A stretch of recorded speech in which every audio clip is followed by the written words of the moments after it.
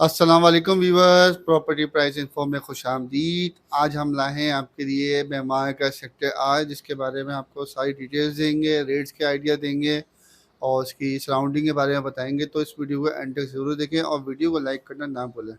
सलमान भाई, ये जो सेक्टर आर है, इसका मेमार भी कितना अंदर है और क्या रूट है, इसका कुछ आइडिया देंगे व्यूवर्स को। जैन भाई, ये जो सेक्टर आर है, ये आप समझ लें कि म्यांमार का सेकंड लास्ट सेक्टर कहलाता है। जैसे जो अगर शुरू से आप देखते हैं, जेड से अगर आप ट्रैवल कर रहे हैं तो सबसे आखिरी जो है वो सेक्टर क्यू कहलाता है, जिसके बाद फिर गार्डन सिटी शुरू हो जाता है। तो क्यू सेक्टर से पहले वाला जो सेक्टर है ये आर है, और ये बेसिकली ड्रीम वर्ल्ड जो रिजॉर्ट है उसकी वजह से ज़्यादा मशहूर है, क्योंकि इसके सामने जो है वो ड्रीम वर्ल्ड आता है। तो ताजिम भाई, हमारे व्यूवर्स को ये बताएंगे इसके अंदर अपना सराउंडिंग कौन कौन से सेक्टर सकते हैं इसके आर के। जैन भी अगर हम इसके सराउंडिंग की बात करते हैं तो इसके सेक्टर जब आय की तरफ हम जाते हैं गुलशन मेमारी में, तो स्टार्टिंग में इसके वाई आ जाता है फ्रंट के ऊपर इसके। तो उसके बाद सेक्टर आर है। फिर आर के अगर हम लेफ्ट पे देखते हैं तो ड्रीम वर्ल्ड आता है, और अगर राइट पे इसकी देखने जाते हैं तो बैक साइड पे से टम्बर मार्केट आ जाता है।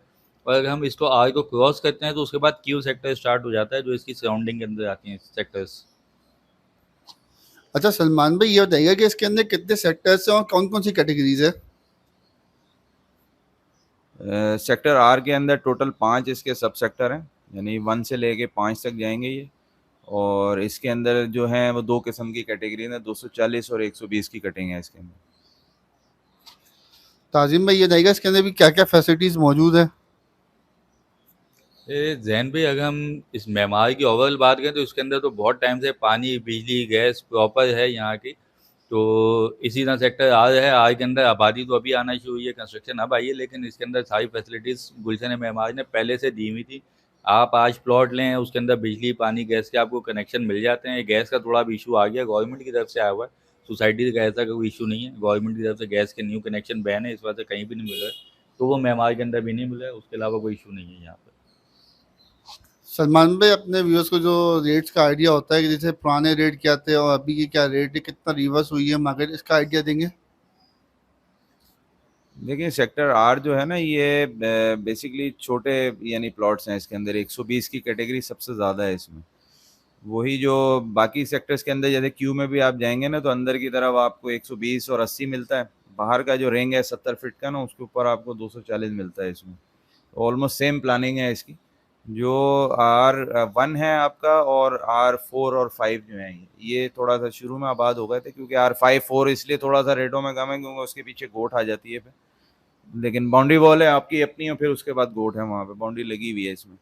अब ये जो शुरू के हैं सेक्टर्स ना, ये जो जैसे ही आप वाई क्रॉस करके वहाँ से एंटर होते हैं तो ये वाला एरिया पहले से आबाद है ये, क्योंकि 120 की कटिंग है। हर बंदे ने, जिसने भी 120 मेमार में बनाना था, तो वो फिर ये आर में ही कन्वर्ट हुआ। क्यों क्यों अब जैसे अब आबाद हो रहा है, लेकिन आर पहले हो गया था थोड़ा बहुत।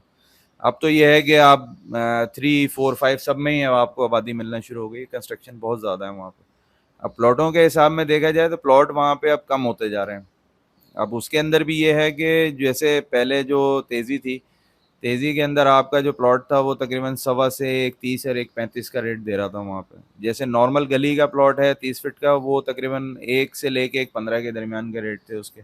ईस्ट वेस्ट का जैसे हिसाब आ जाता है। अब अगर कोई कैटेगरी है, जैसे कॉर्नर है, तो इनके कॉर्नर भी 120 नहीं होते, 144 फीट हो जाते हैं वहाँ पे। तो वो थोड़ा सा कॉर्नर भी बड़ा होता है, उसका साइज़ बड़ा होने की वजह से फिर ये होता है कि उसके प्राइसेस में भी थोड़ा फ़र्क आता है।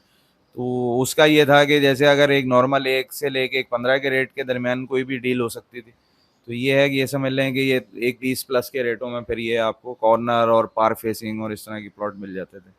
आज की तारीख में आप लेने जाएंगे तो जो बेसिक, जैसे आपको पहले भी हमने बताया, अपने व्यूअर्स भी जानते हैं हमारे, कि बेसिक चीज़ होती है होल्डिंग पावर। आपको पास अगर प्लॉट को होल्ड करने की पावर है, तब तो आप इससे पैसे कमा लेंगे। वरना यही होता है कि अगर आप, जैसे आजकल एक नया ट्रेंड चला हुआ है कि जो हमारे भाई हैं जो फ़ोन भी करते हैं, हमें इन्वेस्टमेंट के लिए भी मशवरा लेते हैं, वो यही कहते हैं कि महीना 1.5 महीने का कोई फार्मूला समझाएं आप। अब महीना 1.5 महीने में तो एक तरीके से पेमेंट भी नहीं होती है आपके, जो यानी आपने कोई चीज़ ट्रांजेक्शन में लेके जानी है, उसका 30 डेज का तो टाइम रखना है। अखबार टाइम पे भी आप जाएंगे तो अखबार टाइम भी आपको 10 दिन है, जिसमें आपने पे ऑर्डर बनाने हैं, वेरिफिकेशन हैं और 10 चीज़ें होती हैं। तो इतना जो एक शॉर्ट टर्म का एक कॉन्सेप्ट आया है ना, ये बहुत गलत हुआ है अभी, क्योंकि आपको एटलीस्ट 6 मंथ्स के लिए अपनी प्रॉपर्टी को होल्ड करना चाहिए, फिर तो आपको कोई उसके अंदर प्रॉफिट नजर आएगा। वरना ये है जिस तरह अब 1-2 महीने वाला हिसाब अभी बेकार है। अच्छा, उसी हिसाब से अगर आज की मार्केट के हिसाब में आप चले जाएं तो वो अभी भी आपको 1+ का रेट ही मिलता है वहाँ पे, 1 से नीचे का रेट नहीं मिलता। अब ये समझ लें कि आप तकरीबन 10% तक आप रखें, उसके अंदर डिक्रीज हुआ है। वो भी इसलिए कि जो एक हाइप इन्वेस्टमेंट थी वो रुक गई है। बाकी लोकेशन की चीज़ें हैं वो अभी भी आपको महंगे दामों में मिलेंगी, यानी 1.25+ का रेट ही आपको, जैसे कॉर्नर, पार्क फेसिंग अच्छी लोकेशन है, प्लेग्राउंड फेसिंग है, तो वो अभी भी 1.25+ के रेट पे ही है। सलमान भाई ने बहुत अच्छी बात बताई, आपको रेट का भी आइडिया दे दिया। तो ताजिम भाई ये बताएंगे अपना जो डॉक्यूमेंटेशन इसके अंदर इंपॉर्टेंट पेपर्स होते हैं वो क्या होते हैं? जैन भाई, जैसे ही आपको पता है बिल्डर प्रोजेक्ट है, तो इसके अंदर स्लिप्स होती हैं, इसके अंदर शेयर नहीं होता है, स्लिप्स होती हैं, आपको इंस्टॉलमेंट में पेमेंट देनी होती है। तो इसके अंदर आपको जो पेमेंट डॉक्यूमेंट देखने होते हैं वो आपको अलॉटमेंट देखना होता है, फिर एक्नॉलेजमेंट ऑफ पोजेशन होता है, फिर पोजेशन लेटर है, उसके बाद फिर साइट प्लान आ जाता है, और 5वां पेपर ट्रांसफ़र होता है, जिसके नाम पे ट्रांसफ़र है या लाटी होता है तो पहले ही होता है। मतलब ट्रांसफ़र फाइल होगी तो आपको ट्रांसफ़र लेटर भी इसका देखना है। तो सलमान भाई ये बताइएगा कि पेपर्स की वेरिफिकेशन के लिए ऑफिस इसका कहाँ पर है? और वैसे तो हमने इसकी वीडियो डालनी है, भी डाली नहीं है, रूट की वीडियो भी शायद जल्दी डाल देंगे इसके अंदर। तो वैसे आप आइडिया दे दें कि किधर इसका ऑफिस है मेहमान का। अच्छा, जो इसके रूट की बात है, रूट की वीडियो हमारी इसमें ऑन हो चुकी है हमारी मेमार की ना। तो अच्छा, दूसरी चीज़ ये है कि अल खलीज टावर है, ये आपका शरफाबाद की तरफ, तारिक रोड अगर आप जा रहे हैं जेल चुरंगी से लेफ्ट हैंड लिया आपने जैसे ही, तो शरफाबाद है। शरफाबाद जैसे ही करेंगे मेडिकेयर आपके उल्टे हाथ पे हॉस्पिटल है बहुत बड़ा, इसी के साथ वाला ये जो प्रोजेक्ट है वो अल खलीज टावर है, उसके 3rd फ्लोर पे जाएँ आप, और वहाँ पे जाके मेमार का ऑफिस है।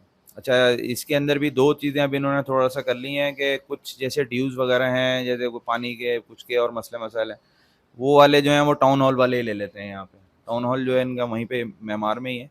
बहुत पुराना और बहुत खूबसूरत जगह है, वो भी बनी हुई अच्छी बिल्डिंग है उसकी, तो उसको भी थोड़ा-सा इन्होंने एक्टिवेट किया है। कुछ चीज़ें वो वहाँ ले लेते हैं, बाकी ट्रांसफ़र्स वगैरह जैसे हैं, वेरिफ़िकेशंस लेनी है, उसके लिए फिर आपको अल खलीज टावर पे जाना होता है।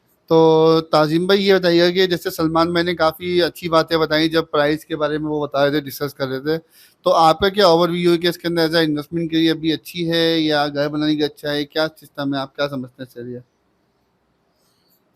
जैन भाई, ये जो बिल्डर है हमारे गुलशन मेमारी वाले, ये माशाल्लाह से इनका जब से इन्होंने ये सोसाइटी बनाई है, इन्होंने बहुत ज़्यादा एफर्ट्स भी किए हैं। 90s के अंदर ये आबाद होना शुरू हो गई थी, हम लोग भी बचपन से ही देखते हुए आ रहे हैं इसको, जब से वो आबाद होना शुरू हुई है। माशाल्लाह से हर चीज़ उन्होंने वक्त से पहले प्रोवाइड की है, मेंटेनेंस वगैरह आज तक बहुत अच्छी है, और दूसरी सोसाइटियों से बहुत कदर बेहतर, बहुत अच्छी मैनेजमेंट भी है इसकी। तो अगर इन्वेस्टमेंट करना चाहें या आप लॉन्ग टर्म के लिए रखना चाहें, कंस्ट्रक्शन के लिए देखना चाहें, तो ये मेरे हिसाब से तो स्कीम 33 और स्कीम 45 ही सबसे अच्छी सूटेबल सोसाइटियों में से आती है, मुस्तनद सोसाइटी जो बिल्डर की हैं। कोऑपरेटिव की बाद में बिल्डर सोसाइटीज़ में सबसे मुस्तनद सोसाइटी गुलशन मेमारी काउंट होती है आज के टाइम। तो इसमें जो लोग सेफ इन्वेस्टमेंट करना चाहते हैं फ्यूचर के लिए, लॉन्ग टर्म के लिए, ओवरसीज़ हैं, उनके लिए भी बहुत अच्छी चीज़ है कि ओवरसीज़ वाले भी आप ये इन्वेस्टमेंट करें, और उसके बाद बेशक आप 10 साल इसको आगे ना पूछें, आपकी फ़ाइल, आपकी ज़मीन सेफ नज़र आती है लोगों को। तो सलमान भाई आखिरी कोई बात अपने व्यूअर्स को आप बताना चाहें, उसके बाद फिर हम इस वीडियो को एंड करेंगे। अच्छा देखें जैन भाई, जिस तरह हमेशा हम लोगों की कोशिश होती है कि दोनों बात करें, ब्लैक एंड वाइट में करें, तो कोशिश हमारी दूसरी ये होती है कि तामीरी बात हो, मतलब फजूल बातें ना हो उसके अंदर। तो तामीरी बात करने का हमेशा हमारा इरादा होता है। अब तामीरी तौर पे देखा जाए तो 2-3 चीज़ें जो हमें फीडबैक मिली है, ये हमारी राय नहीं होती, जो वहाँ के यूज़र्स हैं उनकी राय होती है। वो बेसिक ये चीज़ होती है कि जैसे जो रोज़मर्रा के आपके जो यूज़ की चीज़ें हैं, जैसे कि रोड नेटवर्क है, पानी, बिजली, गैस, ये मतलब आपको डेली बेसिस पे इनके बगैर आपका गुजारा नहीं है। तो इन चीज़ों के अंदर थोड़ी-सी अगर इम्प्रूवमेंट लाई जाए, मेमार इसके अंदर थोड़ा-सा एफर्ट ज़्यादा करे। रोड नेटवर्क का ये है कि रोड पेमेंट है जिस तरह, उसको थोड़ा बेहतर किया जाए। बीच में इन्होंने कोशिश की थी कि थोड़े रोड वोड वगैरह चौड़े किए जाएँ, लेकिन वही होता है कि टाइमिंग का, जैसे कि अब वो बारिशें हुई हैं उसके बाद से फिर थोड़ा-सा ख़राब होता है। फिर वो कोशिश तो करते रहते हैं, लेकिन उसकी क्वालिटी ऑफ क्राफ्टमैनशिप अच्छी नहीं है। ये क्वालिटी थोड़ी-सी बेहतर कर ली जाए कि रोड, क्योंकि जो मेमार का एक स्टैंडर्ड है, उसको देखा जाए तो उसके अंदर थोड़ा-सा फ़र्क है। तो आजकल थोड़ा-सा ये है कि स्पीड में आ रहे हैं काम, तो थोड़ा-सा रफ़ भी हो जाती हैं चीज़ें। तो उसको थोड़ा सा बेहतर करें तो मेमार की ओवरऑल जो एक लुक है वो बहुत अच्छी है, क्योंकि इसकी रेपुटेशन बहुत अच्छी है। पेपर्स के अंदर आपको कभी मसले मसाइल नज़र नहीं आएंगे। अगर कोई आपकी ओनरशिप है उसमें आपको बिला वजह के, अगर कोई बहुत बड़ी वजह है उसके अलावा बिला वजह आपको परेशान नहीं करते ये। ड्यूज़ के ऊपर कभी इन्होंने ऐसा मसले नहीं बनाए कि जो दूसरी सोसाइटी ने वो थोड़ा सा एक तरह से थोड़ा एग्रेसिव पैसे मांगने पे आ जाती है, इन्हें ड्यूज़ दें। तो इनमें इतना ये वो एग्रेशन नहीं है, बहुत कोऑपरेटिव किस्म के लोग हैं ये। तो उस लिहाज से देखा जाए तो आज भी अगर आप प्लॉट लेके छोड़ते हैं तो एक बहुत अच्छी और एक सेफ इन्वेस्टमेंट काउंट होती है ये। अच्छा ताजिम भाई, हमारे एक चीज़ रह गई थी बात बताना अपने व्यूअर्स को कि इसके अंदर ये लीज प्लॉट भी हैं या ट्रांसफ़र प्लॉट भी, इसके बारे में बताएंगे कुछ? जैन भाई, ये जो सोसाइटी है, क्योंकि ये केडीए के अंदर आती है, कंटोनमेंट के अंदर कुछ सोसाइटीज़ हैं जिसके अंदर लीज़ और वो ट्रांसफ़र के ऊपर फ़र्क आता है कि लीज़ के ऊपर मैप पास होते हैं। कंटोनमेंट में भी सब जगह ऐसा नहीं है। ये केडीए के अंदर आती है, इसके अंदर आपको लीज़ ट्रांसफ़र दोनों प्लॉट मिलते हैं, दोनों पे नक्शा पास होता है, दोनों की ट्रांजैक्शन होती हैं।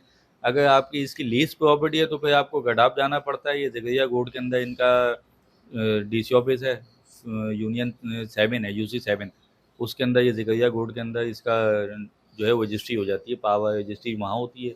बाकी ट्रांसफ़र इनका जो है वो इनके हेड ऑफिस में हो जाता है। तो व्यूवर्स, ये थी छोटी सी हमारी कोशिश जो कि हमने सेक्टर आई के बारे में पूरी डिटेल आपको दी है। अगर इसके अलावा भी कोई क्वेश्चन हो तो कमेंट कर सकते हैं, या नीचे दिए गए नंबर पे कॉल भी कर सकते हैं या व्हाट्सअप भी कर सकते हैं। अगर सेल परचेजिंग करनी हो तो उसके लिए हमें ज़रूर याद रखें। इंशाल्लाह आपको अच्छी ऑफ़र भी देंगे और अच्छी प्राइस में आपको चीज़ दिलाएंगे भी। अगर वीडियो अच्छी लगी हो तो लाइक करें और हमारे चैनल को सब्सक्राइब करें। खुदा हाफिज़।